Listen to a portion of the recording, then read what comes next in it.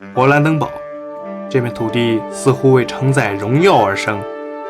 人们铭记它的名字多属于霍亨索伦的时代。一个王朝的崛起将勃兰登堡推向了欧洲权力的中心。普鲁士的传奇从7年战争到阳光下的帝国，至今仍回响在宫殿的穹顶与森林的薄雾之间。然而在所有为人熟知的故事上演之前，序章早已写就。是谁在300年前将这片原始的边疆从沉睡中唤醒？这是谁用第一道离痕为后世的帝国划定了疆界？那是一个几乎早被遗忘的家族，以及那段承载着野心与信仰的史诗。他们的史诗用剑与犁镌刻在勃兰登堡的年轮深处。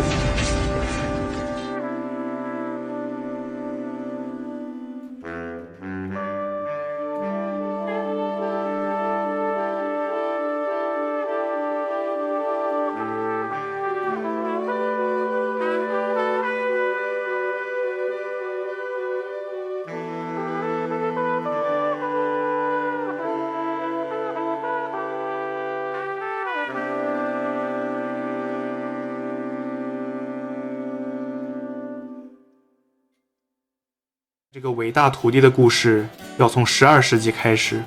最初，它那复杂的民族问题与糟糕的环境，使得在东扩结束后仍然混乱不堪。因此，诸侯们也给它取了个称号——帝国的西沙河。12世纪前，勃兰登堡主体民族尚不是日耳曼人，而是斯拉夫人的一支文德人。这些文德人将他们生活的土地称作布兰尼贝尔。一些学者认为，这可能是因为勃兰登堡地区的森林。文德人将斯拉夫语中森林与保护 Obran 结合起来，诞生了布兰登贝尼这个地区。最初的文德人在勃兰登堡地区形成了独特的文化，他们的圆形村落与斯万特维特神庙是他们独树一帜的文化象征，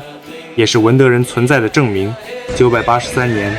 柳地契人联合奥伯德人掀起了对神圣罗马帝国的反抗。他们驱逐了那些强制他们信仰基督的德意志传教士，将帝国的势力驱逐出易北河东岸，有150年之久。德意志诸侯与教士们虽然离开了易北河东岸，但德意志人并没有离开。他们在勃兰登堡定居，与文德人生活在同一片土地上，这就奠定了勃兰登地区斯拉夫人与德意志人并存的民族基调。最初，神圣罗马帝国的奥托一世将东方边境的北方部分地区设立了边防区。值得一提的是，根据最新的研究，格罗伯爵所掌管的东部边疆地区这一行政区规划似乎从未存在过。因此，基于严谨的史实立场，我们并不能确定史书中记载的诺德马克在965年从东部边疆地区分离出来是正确的。我们也不能确定在那一段时间，诺德马克是否是一个清晰、边界固定的行政区。后来受封的是阿斯卡尼亚家族，是他们在未来建立了勃兰登堡地区，扩大了他的影响力，以至于后来的金喜诏书将它设为选帝侯国。未来，霍亨索伦家族也将此设为核心地区，最终统一整个德国。12世纪时是萨利安王朝与苏普林堡王朝的过渡期。海因里希五世面对了许多欧洲没落王室一样的危机，晚年没有子嗣继承人，使得各方势力都浮上了水面。1112年，萨克森公爵洛泰尔2世发动叛乱。虽然海因里希在1115年成功结束了叛乱，但在萨利安王朝于1125年灭亡之后，洛泰尔2世成为新的国王。他将东方地区的管理交给他的女婿傲慢者亨利，而非阿斯卡尼亚家族。因为国王认为亨利是不错的继承人，在洛泰尔执政晚期，他打算将许多领土赐予亨利，而阿斯卡尼亚人由于对东殖民的巨大利益，不会放弃对萨克森的权利。让我们开始审视这个家族的发展。该家族可以追溯至11世纪，虽说阿斯卡尼亚家族因勃兰登堡而出名，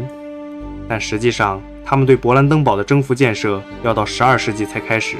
因此，为了更细致地了解这个家族，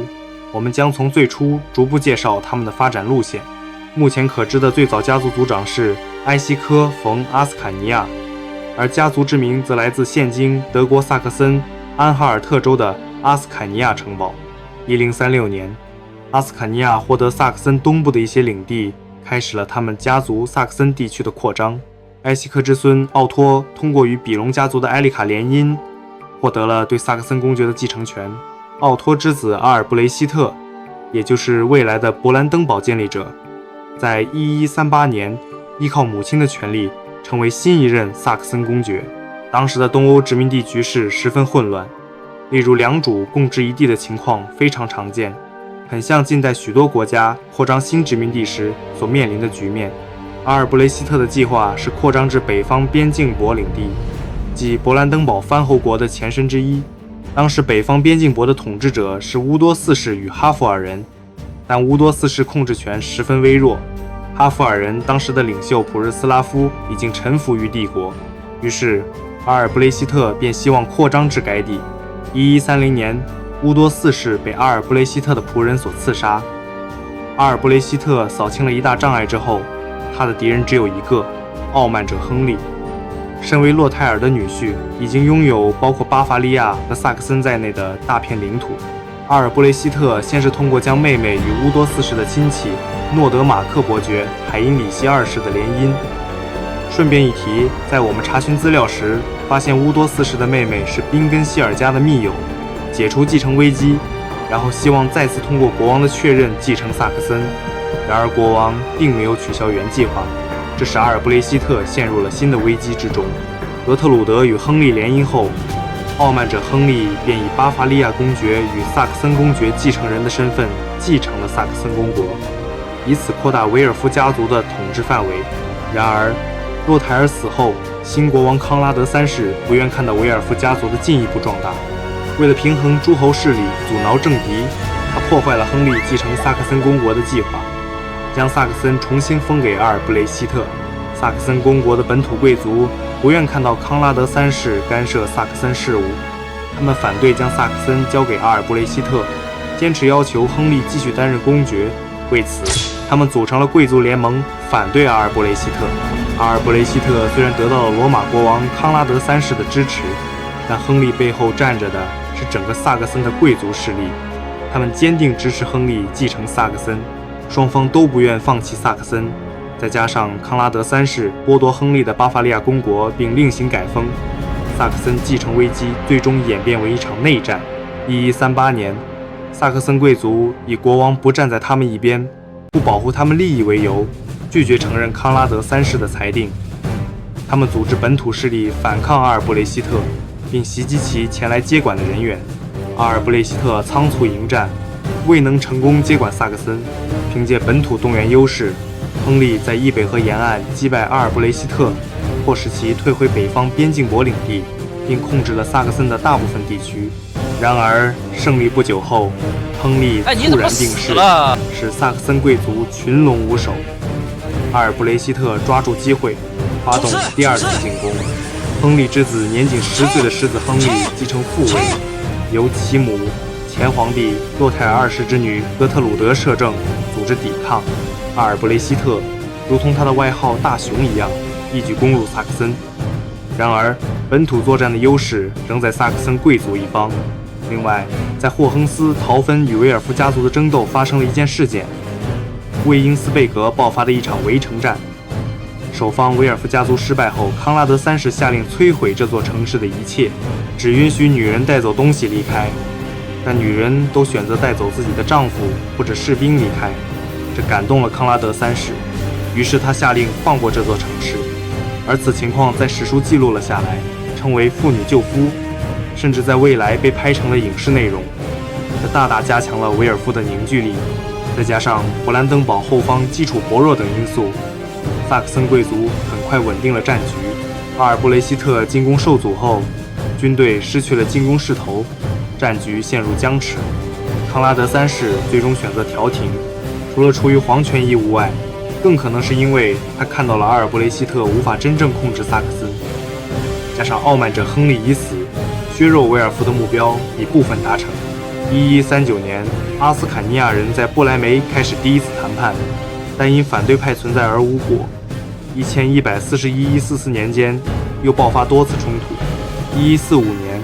法兰克福会议上，阿尔布雷希特放弃萨克森公爵称号，但保留北方边境伯之位。事实上，早在1134年，多泰尔皇帝已将边防区赐予阿尔布雷希特。1140年，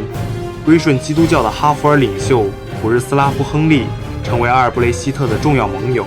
并在盟约中将其列为继承人之一。他的领地是金伯兰登堡州的主体之一，与北方边境防区关系密切。1150年，普日斯拉夫去世，其无子嗣。阿尔布雷希特依盟约继承其地，但遭部分斯拉夫领主反抗。同年，战争爆发并持续7年，1150-1157年。在战争中，阿尔布雷希特的力量不仅包括军队，还有大量移民队伍、德意志工匠、教士、学者、封建主及寻求新生活的农民。他们烧林开垦，将湿地和沼泽改造成村庄。教会在语言和宗教上逐渐同化斯拉夫人，引入新的限制和城市规划。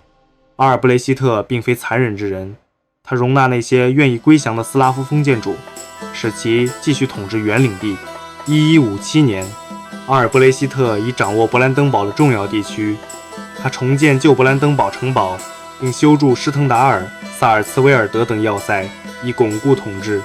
他将这些领地联合，建立勃兰登堡边境伯国，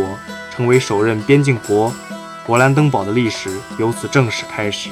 在勃兰登堡建立之后，阿尔布雷希特从萨克森以及哈茨山脉吸引了更多移民入住，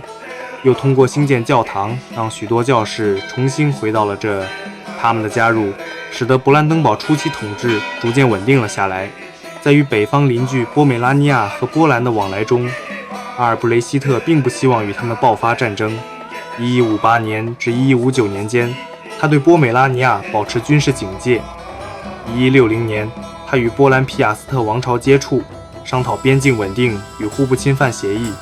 4年，他又将领土扩张到施普雷河附近，并与波美拉尼亚公爵达成和平。随后展开贸易往来和移民活动。在对待皇帝巴巴罗萨方面，阿尔布雷希特始终表现出高度忠诚。他不仅支持皇帝征服北德，还在意大利远征期间担任北德的守护者，因此再次被任命为萨克森公爵，并成功获得萨克森东部的部分土地。不过，其余的萨克森领土则被其他诸侯瓜分。此后，他兴建市场，扩大贸易，并支持十字军的北方远征，以保护基督教在波罗的海的势力与贸易安全。晚年，1169年，他开始安排由长子奥托一世继承爵位，将部分管理权交予其子。同时，他还处理安哈尔特与萨克森其他2支家族的纠纷以及宗教事务，不希望奥托一世上任后引发新的危机。1170年11月18日，这位勃兰登堡的建立者萨克森公爵阿尔布雷希特逝世。他一生致力于扩张领土、稳固边疆，并在帝国历史上留下了深刻的印记。他花了许多年申诉萨克森的继承权，消灭了哈弗尔人后，又建立起了勃兰登堡，用了大半辈子与维尔夫家族战斗了一生，并且效忠了2位国王。一位皇帝从未掀起反叛，扩张了帝国领土，支持北方十字军，帮助国王皇帝消灭维尔夫叛徒。他乃是帝国的北境守护者，因此也有传闻，柏林市的狮灰熊图章就来自于阿尔布雷希特的外号熊。